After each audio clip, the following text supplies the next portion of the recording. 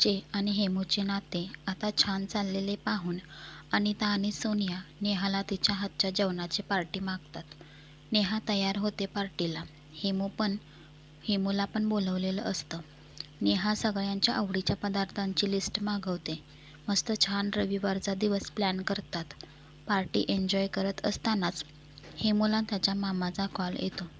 फोनवर बोलण्यासाठी हेमू बाहेर जातो. बराच वेळ झाला तरी येत नाही बघून त्या तिघीही टेन्शनमध्ये येतात. 1 तासाने हेमू परत येतो. तोच त्याच्या चेहऱ्यावर 12 वाजलेले असतात. मग त्या कारण विचारतात तेव्हा हेमू सांगतो की नेहा हो म्हणायच्या आधी मामाला मुलगी पसंत करायला सांगितली होती. ते आता त्यांनी रविवारचा ठरावाचा कार्यक्रम ठरवला आहे. आता काय करायचं? नेहा तर एकदम गळून जाते.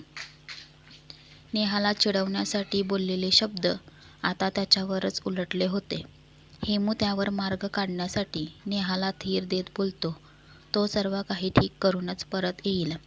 हेमू गावाला जायला निघतो आणि योग्य वेळ बघून ठरवतो की मामाला सर्व सांगून टाकायचं. आता पुढे काय होते ते बघूया.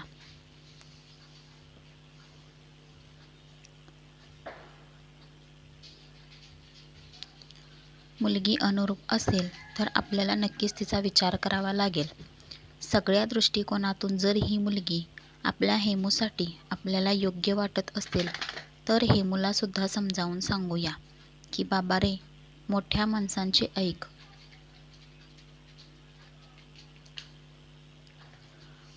अनुभवातून जास्त पाहता येतं आम्हाला. ही मुलगी योग्यच वाटते. तू हो म्हण आणि मोकळा हो. आम्ही लागतो तयारीला. आणि समजा असे नसेल तर नाही म्हणायचे. हे तर आपले ठरलेच आहे. पण आपण नेहमी चांगलेच व्हावे असा विचार करत जावा असे मला वाटते.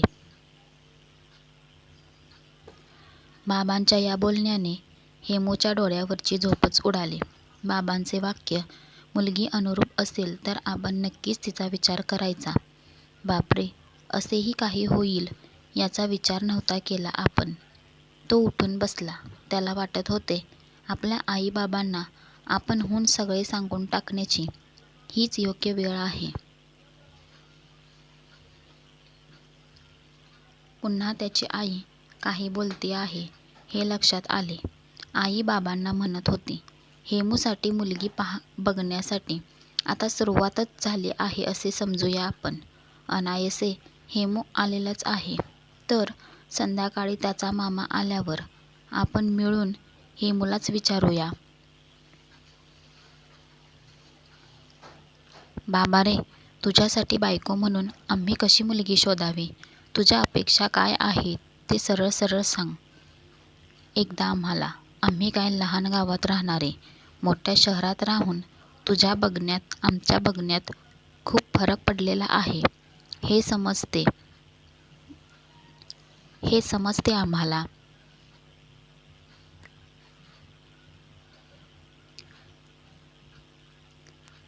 उद्याची मुलगी तुझ्या अपेक्षेप्रमाणे असली तर प्रश्नच मिटला.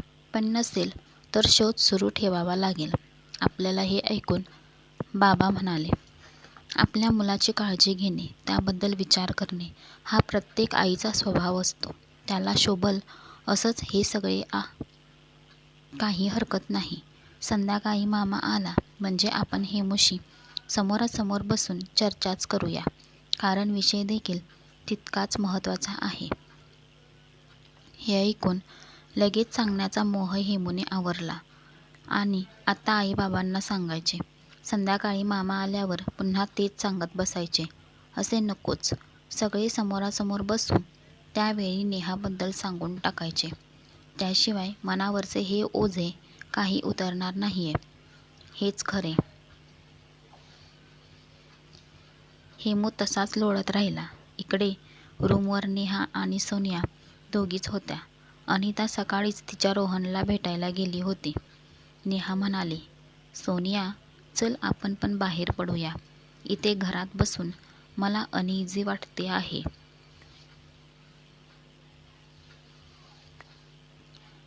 आता यावेळी हेमूच्या घरी काय चालले असेल या विचाराने डोके गरगरून गेलंय.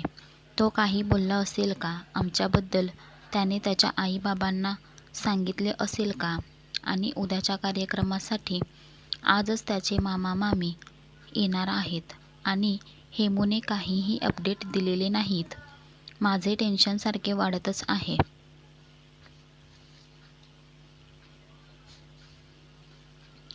नेहाचे बोलणे ऐकल्यावर सोनिया म्हणाली, हे बघ नेहा, आता या अशा वेळी घडणाऱ्या गोष्टींना धीराने सामोरे जायचे असते. इतकेच तुला सांगेन. तुला इथे बसून फक्त काळजी करायला काय जाते? तो हेमू स्वतः तिकडे युद्धभूमीवर आहे. त्याच्या मनाचा जरा विचार कर. तुझ्यापेक्षा जास्त काळजी त्याला करायची आहे. कारण प्रसंग त्याला फेस करायचा आहे. त्यामुळे तुला काळजी वाटते आहे हे मी समजू शकते. पण असे घाबरून हातपाय गाळून बसणे इतके काहीच झालेले नाही. यावर नेहा सोनियाला म्हणाले, तुझे म्हणणे पटत नाहीये असे कुठे म्हणते आहे मी. पण माझे मन स्थिर नाही राहत. त्याला मी काय करू? सोनिया तिला सांगू लागली, नेहा, लहान मुलीसारखी वागू नकोस. कंट्रोल कर स्वतःला. जे होईल ते होईल. ते चांगलेच होईल. त्यावर विश्वास ठेव. चल तयार हो. आपण मस्त विनाकारण भटकू, फिरू, मॉलमध्ये टाइमपास करूया.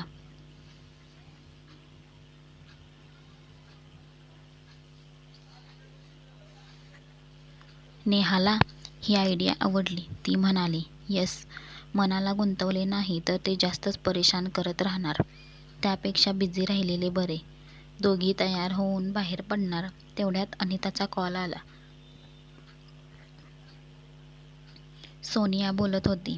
नेहा आणि हेमूच्या अपडेटबद्दल विचारले तेव्हा सोनिया म्हणाली, ए बाई, आता काही या विषयावर नको ना विचारू.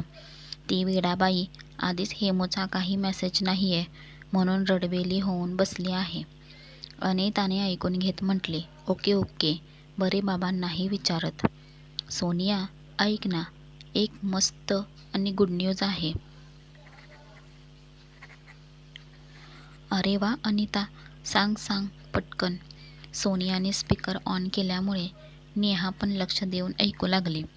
अनिता सांगू लागली, सोनिया, ज्या दिवसाची आम्ही खूप खूप वाट पाहत होतो, तो दिवस, तो क्षण आता अगदी लवकरच आमच्या दोघांच्या आयुष्यात येतो आहे. रोहनला त्याच्या हक्काचा मालकीचा फ्लॅट मिळतो आहे. त्याच्या मोठ्या भावाने काही वर्षापूर्वी एका स्कीममध्ये बुकिंग केले होते. ती स्कीम पूर्ण होत आली आहे. 3-4 महिन्यातच रोहनला म्हणजे आम्हाला पोझिशन मिळणार आहे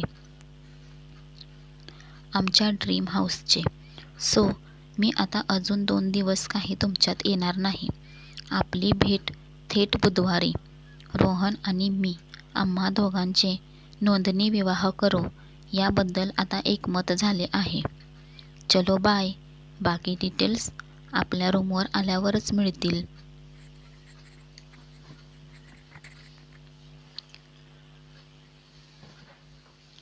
आणि हो, नेहाला सांग, घाबरू नको, सगळे काही ठीक होईल. सोनियाने फोन ऑफ करत नेहाला म्हटले, चला. अनिताच्या बाबतीत हे फार छान होते आहे. रोहन अनिताचा जिवलग तिला मिळतोय. नेहा, तू निर्धास्त राहा. तुझा जिवलग हेमूशिवाय दुसरा कुणीच असू शकत नाही. नेहाचे मन विचारात हरवून गेलेले होते. काय चालू असेल तिथे? संध्याकाळचे 5 वाजत आलेले होते. दिवसभर फिरून घरी आल्यामुळे नेहा आणि सोनिया दोघीजणी अगदी निवांत बसल्या होत्या. हातातल्या फोनमध्ये लक्ष होते पण मन मात्र अजिबातच नव्हते. नेहाच्या मनात एकच विचार, हेमूने मेसेज तरी द्यायला हवा. काय चालू आहे? वातावरण टेन्शनचे असेल म्हणून फोन करता येणार नाही हे समजून घेऊ एक वेळ, पण मेसेज करता येतात या गोष्टीचा हेमूला विसर पडलाय की काय? शेवटी न राहून नेहाने हेमूला मेसेज केला. त्याचे उत्तर हेमूने दिले तर ठीकच, नाहीतर तिकडे काय चालू असेल याच विचारात बसून राहायचे. याशिवाय करणार तरी काय? नेहाच्या सुदैवाने तसे काही करण्याची वेळ आली नाही. हेमूने चक्क कॉल केला तिला. अधीर मनाने नेहा हेमूचे बोलणे ऐकू लागली. नेहा, इकडे तसे सगळे ठीक आहे, पण ज्या कामासाठी यावे लागले आहे ते मात्र उद्या होणार आहे. कार्यक्रमात बदल झाल्यामुळे मामी स्वतः मुलीला तिच्या फॅमिलीला घेऊन उद्या दुपारी येणार आहे आणि लगेच जाणार आहे. यात एकच गोष्ट आपल्यासाठी चांगली होणार आहे, ती म्हणजे आमच्याकडे मुक्कामी येण्यासाठी फक्त मामा एकटा येतो आहे. अर्ध्या तासात पोचेल तो. त्याचा मेसेज आला आत्ताच तसा. मामा आल्यावर मी बोलणार आहे, आपल्याबद्दल सारे काही सांगणार आहे. तो नक्की यातून असा काही मार्ग काढील की कुणाला न दुखावता उद्याच्या संकटातून तो माझी सही सलामत सुटका करेल. हे ऐकून नेहाच्या मनातली भीती जरा कमी झाल्यासारखे वाटू लागले. ती म्हणाली, हेमू, तू अगोदर मामाशी बोलून घे आणि मग रात्रीची जेवणं आटपली की जेव्हा तुम्ही सगळे मिळून बोलत बसाल तेव्हा मामालाच सांगू दे आपली स्टोरी. तुझ्या आई-बाबांना तू स्वतः मोकळेपणाने नाही सांगू शकणार असे मला वाटते आहे. हेमू, मी किती वाट पाहत होते तुझ्या फोनची, मेसेजची. पण तू तुझ्याच परेशानीत असल्यासारखा वावरतो आहेस. अरे, मी तुझ्याशिवाय कुठे वेगळी आहे हे लक्षात असू दे नेहमी. आणि मेसेज पाठवत राहा. हातात तर असतो फोन नेहमी. यावर हेमू म्हणाला, ओके नेहा मॅम, लक्षात ठेवीन. यापुढे तुला असे वाट पाहायला लावणार नाही. ऐक ना, मी काय म्हणतो ते, रात्री इकडे सगळे झोपी गेल्यावर आपण व्हिडिओ कॉलवर बोलूया का? तुला पाहून खूप खूप दिवस झालेत असे वाटायला लागले आहे. तुला पाहून, तुझ्याशी बोलून जीवाला बरे वाटेल नेहाराणी. करू ना कॉल? नेहा म्हणाली, राजा, नाही कशी म्हणू तुला? तू तिकडे गेलास आणि माझी झोप उडालीये. जागीच असते, डोळा कसला तो लागतच नाही. मी वाट पाहीन. तू मात्र ऐनवेळी विसरून ढाराढोर झोपी जाशील. तेवढे होणार नाही याची काळजी. नेहाच्या बोलण्याला उत्तर देत हेमू बोलू लागला, नेहा, तुला रात्री कॉल करायच्या वेळेपर्यंत मामाशी माझे बोलणे झालेले असेल आणि आम्ही दोघे मिळून माझ्या आई-बाबांशी काय बोललो, ते काय म्हणाले हे पण सांगेन ना.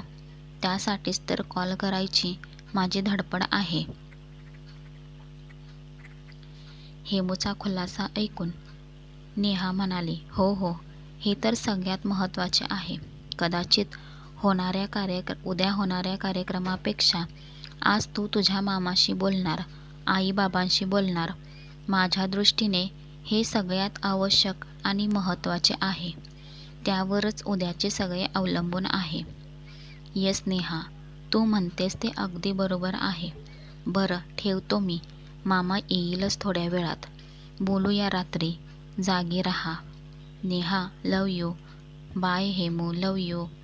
नेहाने फोन ऑफ करत बाजूला ठेवून दिला आणि तिचा फोन पुन्हा वाजला.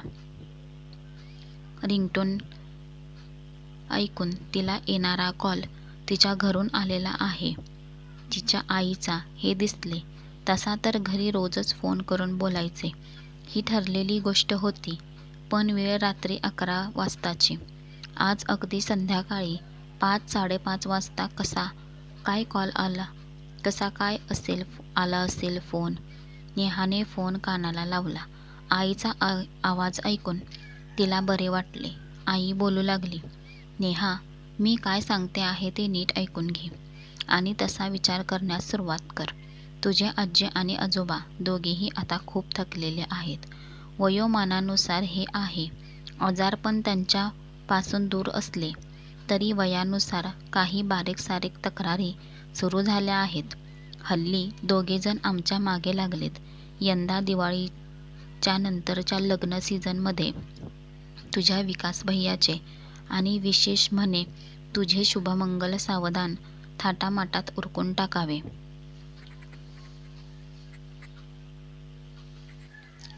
आमच्या डोळ्यासमोर ही 2 कार्य होऊ द्या, मग आम्ही आमचे डोळे मिटायला मोकळे. मी रोज तुझ्याशी बोलते, पण या विषयावर काय बोलायचे म्हणून सोडून देत होते. पण आता दिवसभर तुझे आजोबा आणि आजी आम्हा दोघांच्या मागे एकच टुमणे लावून भंडावून सोडत असतात. तुझ्या विकास भैयाचे जास्त दिवस लांबवणे बरे नाही. तुझे आधी मग त्याचे. तुझी आजी आम्हाला सुनावते रोज. हे बघ सुनबाई, आधी लेक सासरी पाठवावी, मग आपली लक्ष्मी घरात आणावी, अशी रीतच आहे. तुम्ही आता उशीर नका लावू. नेहा आमची एकुलती एक लाडकी नात. तिच्या मांडवात आम्ही हजर असावे, आमची ही एकच इच्छा पूर्ण करा. आता तूच सांग नेहा, मोठ्या माणसांना आम्ही काय बोलणार आणि कशासाठी थोपवणार? कारणे दिली तर ती पटायला हवीत. तिचे शिक्षण होऊ द्या, ते झाले. तिला नोकरी लागू द्या, मग बघू. आता नोकरी लागून 6 महिने होऊन गेलेत. आता काय हरकत आहे?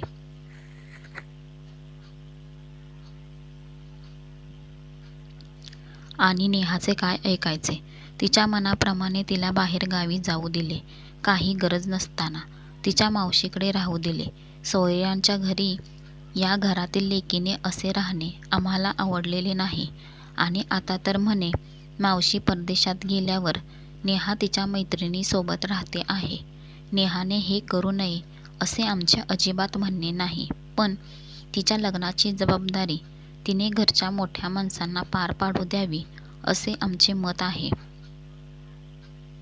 सगळे निर्णय घेणे एवढी अजून ती मोठी आणि समजदार झाली आहे असे आम्हाला वाटत नाही.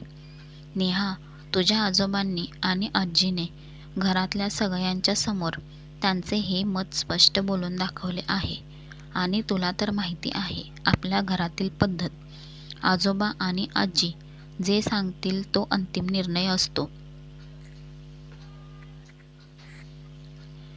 तो कुणीही बदलू शकत नाही. आणि आजपर्यंत कुणी तसा प्रयत्न सुद्धा केलेला नाही. कुणी कधी उद्धटपणे वागलेलं नाही आपल्या घरात. माझे एवढेच सांगणे आहे की आता तू 2 दिवस सुट्टी घेऊन इकडे येऊन सगळ्यांशी या विषयावर बोल. तुझ्या अपेक्षा, तुझे विचार सांग आम्हाला. आपल्या घरात मोकळेपणाने बोलण्याची परवानगी सगळ्यांना आहे, तशी ती तुला पण आहे. या गोष्टी आता जास्त दिवस टाळता येणार नाहीत. तू या गोष्टींचा विचार कर आणि आमच्याशी बोलायला लवकर येऊन जा. आणि तू टोलवाटोलवीची भाषा करू लागली तर काय होऊ शकेल हे तुला चांगलेच माहिती आहे. तुझा विकास भैया आणि तुझे बाबा तुला इकडे घेऊन येण्यासाठी तिकडे येतील. ही अशी वेळ तू या आपल्या माणसांवर आणू नकोस.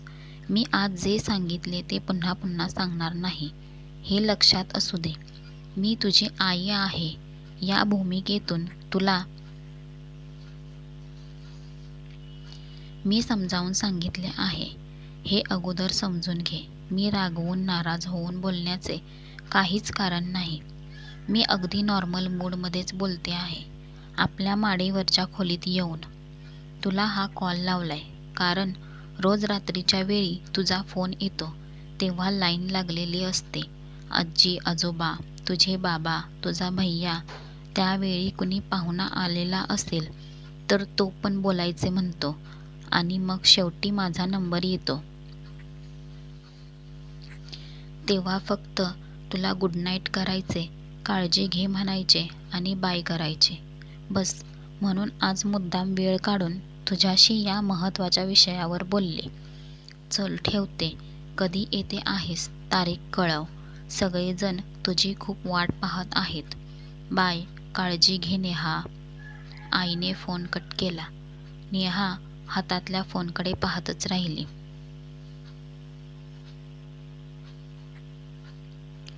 आजचा शनिवार आणि उद्याचा रविवार हे दोन्ही दिवस तिची आणि हेमूची परीक्षा घेणारेच आहेत की काय? हेमूच्या गावाकडे काय होतंय याची चिंता लागून राहिली आहे तर आज आईच्या फोनने मोठाच बॉम्ब टाकलाय आपल्या मनावर. आपल्या घरी आपल्याबद्दल असे काही चालू असेल असा विचार कधीच आला नाही आपल्या मनात. आणि आईच्या फोनने अनेक प्रश्न उभे केलेत आपल्यासमोर.